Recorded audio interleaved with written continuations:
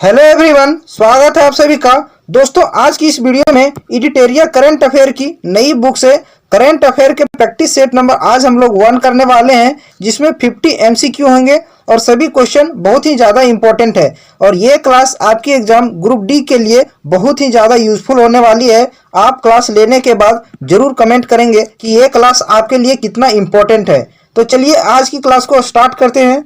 और class start करने से पहले जो भी अभी तक चैनल सब्सक्राइब नहीं किए हैं, चैनल को सब्सक्राइब करके बेल आइकन को प्रेस कर दीजिए। तो चलिए देखते हैं पहला क्वेश्चन क्या है। औद्योगिक डिकार्बोनाइजेशन शिखर सम्मेलन 2022 का उद्घाटन केंद्रीय मंत्री नितिन गडकरी द्वारा कहाँ किया गया? मोस्ट इंपोर्टेंट क्वेश्चन है ये। नई दिल्ली में किया गया, ध्यान में रखिएगा। औद्योगिक डिकार्बोनाइजेशन शिखर सम्मेलन 2022 और किसके द्वारा किया गया? तो नितिन गडकरी द्वारा किया गया, जो हमारे सड़क और परिवहन मंत्री हैं। अगला प्रश्न देखते हैं क्या है। नेक्स्ट क्वेश्चन, यूरोप के सबसे बड़े स्टार्टअप सम्मेलन विवा टेक में किस देश को कंट्री ऑफ द ईयर के रूप में मान्यता दी गई है? ये भी क्वेश्चन बहुत ही इंपॉर्टेंट है। कंट्री ऑफ द ईयर के रूप में किस देश को मान्यता दी गई है? तो भारत को दी गई है। ऑप्शन सी इसका राइट आंसर हो जाएगा। और यूरोप का ये सबसे बड़ा स्टार्टअप सम्मेलन था विवा टेक, आप इसको भी ध्यान में रखिएगा। इसी में भारत को कंट्री ऑफ द ईयर के रूप में मान्यता दी गई है। अगले प्रश्न पर आते हैं। नेक्स्ट क्वेश्चन देखते हैं क्या है आपके सामने। नीदरलैंड के खिलाफ किस देश ने विश्व रिकॉर्ड बनाते हुए एक दिवसीय मैच में 498 रनों का अधिकतम स्कोर किया है? तो इंग्लैंड जो है सो नीदरलैंड के खिलाफ, किसके खिलाफ? नीदरलैंड के खिलाफ ओडीआई में 498 रन बनाने का रिकॉर्ड हासिल किया है, जो विश्व रिकॉर्ड है अपने आप में। इसलिए क्वेश्चन इंपॉर्टेंट है, ध्यान में रखिएगा कि ओडीआई में कितना हाईएस्ट स्कोर अभी तक हुआ है 498, और इंग्लैंड ने किया है नीदरलैंड के खिलाफ। अगले प्रश्न पर आते हैं। नेक्स्ट क्वेश्चन देखते हैं क्या है। 15 से 17 जून को एससीओ यानी कि संघाई कोऑपरेशन ऑर्गेनाइजेशन के क्षेत्रीय आतंकवाद विरोधी ढांचे के बैठक की मेजबानी किस देश ने की? तो भारत ने। तो ध्यान में रखिएगा, भारत ने एससीओ के क्षेत्रीय आतंकवाद विरोधी ढांचे यानी कि रेड्स की बैठक की मेजबानी की है। क्वेश्चन अच्छा है। नेक्स्ट प्रश्न पर आते हैं। अगला क्वेश्चन देखिए। जून 2022 को भारत गौरव योजना के तहत भारत गौरव ट्रेन की पहली सेवा किन 2 स्थानों के लिए शुरू की गई है? तो बहुत ही इंपॉर्टेंट क्वेश्चन है ये रेलवे ग्रुप डी के लिए। तो ये कोयम्बटूर से शिरडी के बीच में भारत की पहली भारत गौरव ट्रेन चली है, और ये किस योजना के तहत? भारत गौरव योजना के तहत चली है। ध्यान में रखिएगा, बहुत ही इंपॉर्टेंट क्वेश्चन है ये। नेक्स्ट प्रश्न पर आते हैं। अगला क्वेश्चन देखते हैं क्या है। जून 2022 में ड्रोन नीति 2022 को मंजूरी देने वाला देश का पहला राज्य कौन बन गया है? हिमाचल प्रदेश। हिमाचल प्रदेश देश का पहला राज्य बन गया है जो ड्रोन नीति की मंजूरी दी है। इंपॉर्टेंट क्वेश्चन है, ध्यान में रखिएगा। नेक्स्ट प्रश्न पर आते हैं। अगला देखते हैं क्या है। प्रधानमंत्री नरेंद्र मोदी की अध्यक्षता में आयोजित मुख्य सचिवों के पहले राष्ट्रीय सम्मेलन का आयोजन कहाँ किया गया? तो धर्मशाला, हिमाचल प्रदेश में प्रधानमंत्री की अध्यक्षता में चीफ सेक्रेटरी के पहले राष्ट्रीय सम्मेलन का आयोजन किया गया। तो ध्यान में रखिएगा, धर्मशाला में। अगला प्रश्न पर आते हैं। नेक्स्ट क्वेश्चन देखते हैं क्या है आपके सामने। हाल ही में गठित I2U2 ग्रुपिंग में कौन कौन से सदस्य शामिल हैं? तो ध्यान में रखिएगा, I2 मीन्स 2 देश, आई से शुरू होने वाले 2 देश, और 2 देश कौन कौन हो जाएंगे आपके? इंडिया, एक हो गया I2 से इंडिया, और एक हो गया आपका इजराइल। ध्यान में रखिएगा, आई से स्टार्ट होने वाले 2 देश, तो इसीलिए इसको बोला गया I2, तो इंडिया और इजराइल। और U2 से स्टार्ट होने वाले 2 देश कौन कौन है? एक है आपका यूएसए, ठीक है, और दूसरा यूएई। ये 4 देश हैं I2U2 ग्रुप में। तो ये क्वेश्चन बहुत ही ज्यादा इंपॉर्टेंट है, ध्यान में रखिएगा। I2 से हो गया 2 देश, इंडिया, इजराइल, और U2 से हो गया यूएसए और यूएई। तो इस क्वेश्चन का राइट आंसर हो जाएगा ऑप्शन ये, भारत, अमेरिका, यूएई एवं इजराइल। अगले प्रश्न पर आते हैं। नेक्स्ट क्वेश्चन देखते हैं क्या आपके सामने। हाल ही में किस राज्य सरकार ने farmer registration and unified beneficiary information system यानी कि फ्रूट्स सॉफ्टवेयर को लॉन्च किया है? तो कर्नाटक सरकार ने। ध्यान में रखिएगा, कर्नाटक सरकार ने फ्रूट्स सॉफ्टवेयर को लॉन्च किया है, जिसका नाम है farmer registration and unified beneficiary information system. अगले प्रश्न पर आते हैं। नेक्स्ट क्वेश्चन देखते हैं क्या है आपके सामने। वित्त मंत्री निर्मला सीतारमण ने किस राज्य में राष्ट्रीय सीमा शुल्क और जीएसटी धरोहर म्यूजियम का उद्घाटन किया है? अगेन मोस्ट इंपॉर्टेंट क्वेश्चन है ये। गोवा में हमारे वित्त मंत्री जो है फाइनेंस मिनिस्टर निर्मला सीतारमण, इसके द्वारा राष्ट्रीय सीमा शुल्क और जीएसटी धरोहर म्यूजियम का उद्घाटन किए हैं गोवा में। इंपॉर्टेंट क्वेश्चन है, ध्यान में रखिएगा। नेक्स्ट क्वेश्चन है, निम्नलिखित में से कौन सा राज्य बालिका पंचायत शुरू करने वाला देश का पहला राज्य बन गया है? मोस्ट इंपोर्टेंट क्वेश्चन, बालिका पंचायत शुरू करने वाला देश का पहला राज्य कौन बन गया है? गुजरात। गुजरात एक क्वेश्चन देखिएगा, आपको कहीं जरूर मिल जाएगा एग्जाम में। अगले प्रश्न पर आते हैं। नेक्स्ट क्वेश्चन देखते हैं क्या है। निम्नलिखित में से किस संस्था द्वारा ओडिशा के चांदीपुर में पृथ्वी 2 बैलिस्टिक मिसाइल का सफलतापूर्वक परीक्षण किया है? तो डीआरडीओ द्वारा उड़ीसा के चांदीपुर में पृथ्वी 2 बैलिस्टिक मिसाइल का सफलतापूर्वक परीक्षण किया है। DRDO defence research development organisation, और इसकी स्थापना कब हुई है? 1958 में हुई है, ध्यान में रखिएगा, इंपॉर्टेंट क्वेश्चन है। अगले प्रश्न पर आते हैं। नेक्स्ट क्वेश्चन है, हाल ही में शुरू की गई योजना अग्निपथ, मोस्ट इंपॉर्टेंट क्वेश्चन और काफी चर्चा में रहने वाला योजना अग्निपथ का संबंध किससे है? तो अग्निपथ का संबंध किससे है? तो सेना में युवाओं की भर्ती से संबंधित है अग्निपथ योजना। अगले प्रश्न पर आते हैं। नेक्स्ट क्वेश्चन आपके सामने है, मैक्सिको के लियोन में आयोजित IWF यूथ वर्ल्ड चैंपियनशिप में स्वर्ण पदक जीतने वाले भारत के पहले भारोत्तोलक कौन बने हैं? तो गुरु नायडू सेनापति, ध्यान में रखिएगा, यूथ वर्ल्ड चैंपियनशिप में गोल्ड मेडल जीता है। अगले प्रश्न पर आते हैं। नेक्स्ट क्वेश्चन देखते हैं आपके सामने क्या है। हाल ही में हुई नियुक्तियों में कौन सुमेलित है? तो देखिए इस क्वेश्चन के साथ आपके 3 क्वेश्चन पूरे हो जाएंगे। पहला क्या, रबाब फातिमा संयुक्त राष्ट्र की अवर महासचिव बनी है। संयुक्त राष्ट्र में यूएनओ में अपर सेक्रेटरी बनी है रबाब फातिमा, ये क्वेश्चन इंपॉर्टेंट है, ध्यान में रखिएगा। सेकंड है हमजा अब्दी बर्रे सोमालिया के प्रधानमंत्री बने हैं, ये भी क्वेश्चन अच्छा है। नेक्स्ट है चो सोल हुई उत्तर कोरिया की पहली विदेश मंत्री बनी है, तो ये भी क्वेश्चन अच्छा है। उत्तर कोरिया की पहली विदेश मंत्री कौन बनी है? चो सोल हुई बनी है, तो ये सभी सही हैं, उपर्युक्त में से सभी सही, ऑप्शन डी इस क्वेश्चन का राइट आंसर हो जाएगा। अगले प्रश्न पर आते हैं। 16 नंबर देखते हैं क्या है।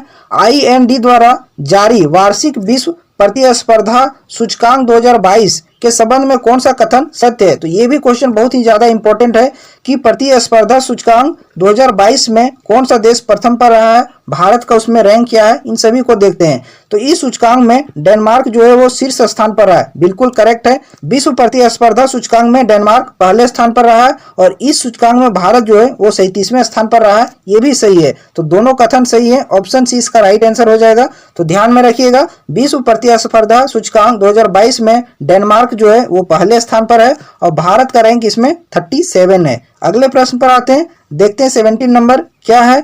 कृषि मंत्री नरेंद्र सिंह तोमर द्वारा हरियाणा स्थित ICAR national research centre on equine द्वारा विकसित जानवरों के लिए देश के किस पहले घरेलू कोविड-19 वैक्सीन की मंजूरी दी है? तो ध्यान में रखिएगा, इनोकोवैक्स जो जानवरों के लिए एक कोविड-19 की वैक्सीन है जो घरेलू रूप से बनाया गया है, मीन्स भारत में ये निर्मित है इनोकोवैक्स, और ये जानवरों की कोविड-19 वैक्सीन है, केवल आप इतना ही ध्यान में रखिए। अगले प्रश्न पर आते हैं। नेक्स्ट है, समुद्र तटों के प्रबंधन के लिए किस राज्य सरकार द्वारा बीच विजिल ऐप लॉन्च किया गया है? तो समुद्र तट से संबंधित है बीच विजिल ऐप, और किस राज्य सरकार द्वारा लॉन्च किया गया?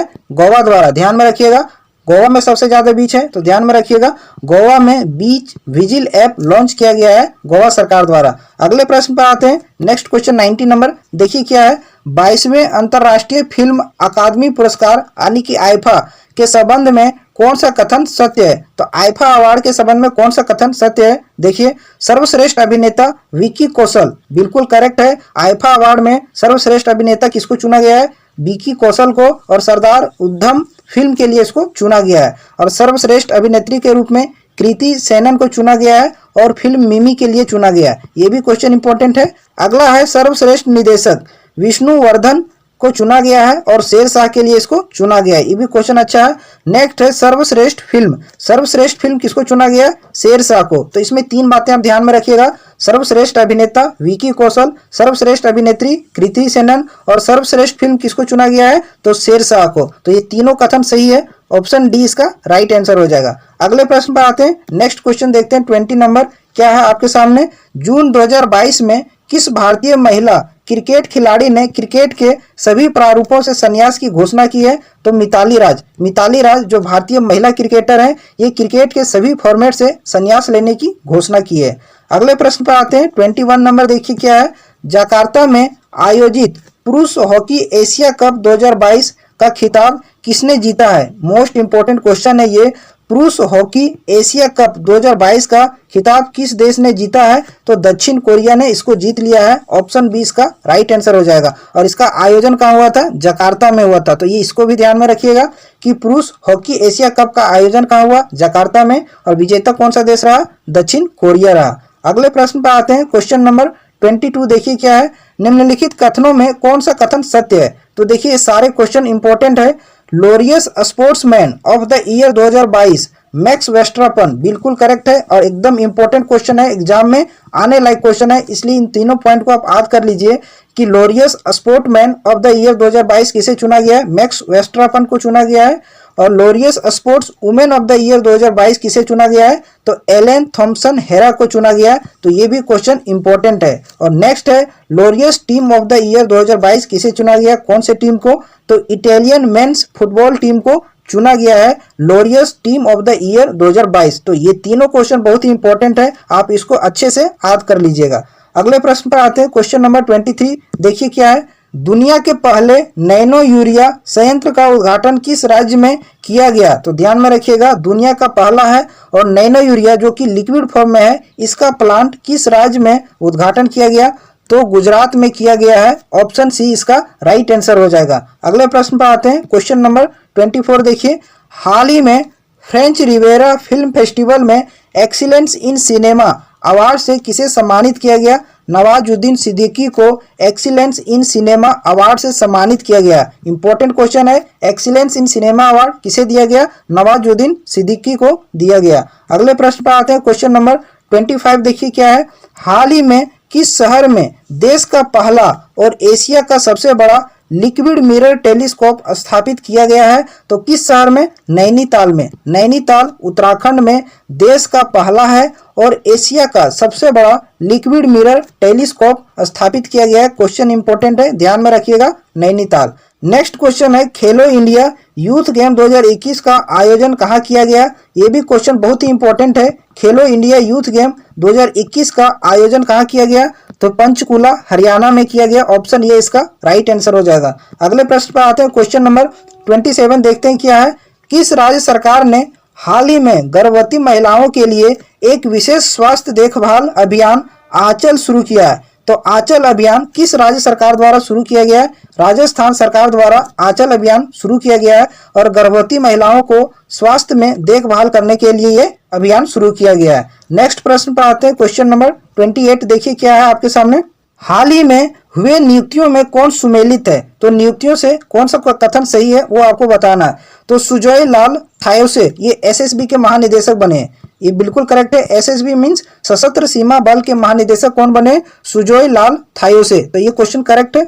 दूसरा है जुल्फिकार हसन नागरिक उड्डयन सुरक्षा ब्यूरो के महानिदेशक बने, ये भी करेक्ट है। मैंने राष्ट्रीय नियुक्तियां से संबंधित वीडियो बना रखा है, आप चैनल पर जाके उसको देखें, उससे क्वेश्चन भी आने की पूरी संभावना है। अगला है बजराम बेगम अल्बानिया के नए राष्ट्रपति बने, ये भी क्वेश्चन अच्छा है। तो इन तीनों क्वेश्चन को आप ध्यान में रखिएगा। अगले प्रश्न पर आते हैं। क्वेश्चन नंबर 29 देखिए क्या है। हाल ही में आयोजित आईपीएल 2022 का खिताब किस टीम ने जीता है? तो आप सभी को ही जानते हैं, गुजरात टाइटन जो है वो आईपीएल 2022 का खिताब जीत लिया है। और किसे हराकर जीता है? तो राजस्थान रॉयल को हराकर जीता है। और आईपीएल का इस बार कौन स्पॉन्सर था? तो याद रखिएगा, टाटा जो है वो आईपीएल का इस बार स्पॉन्सरशिप रहा है, ध्यान में रखिएगा।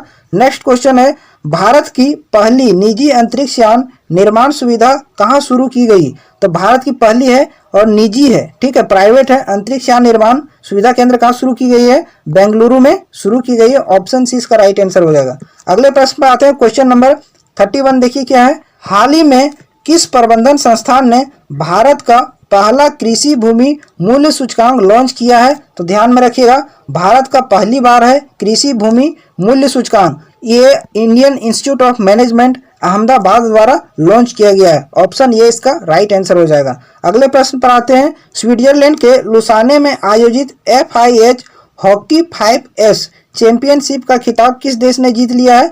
तो हॉकी S5 का चैंपियनशिप खिताब किस देश ने जीता है? भारत ने जीता है। क्वेश्चन इंपॉर्टेंट है, ध्यान में रखिएगा। अगले प्रश्न पर आते हैं। क्वेश्चन नंबर 33 देखिए, निम्नलिखित में से किसके द्वारा जन समर्थन पोर्टल नामक क्रेडिट लिंक्ड सरकारी योजनाओं के लिए राष्ट्रीय पोर्टल लॉन्च किया गया है? तो नरेंद्र मोदी द्वारा जन समर्थन पोर्टल लॉन्च किया गया है, ध्यान में रखिएगा। जन समर्थन पोर्टल नरेंद्र मोदी द्वारा लॉन्च किया गया है और इसमें सरकारी योजनाओं से संबंधित सारे डाटा उपलब्ध होंगे। अगला क्वेश्चन देखते हैं। क्वेश्चन नंबर 34 देखिए क्या है।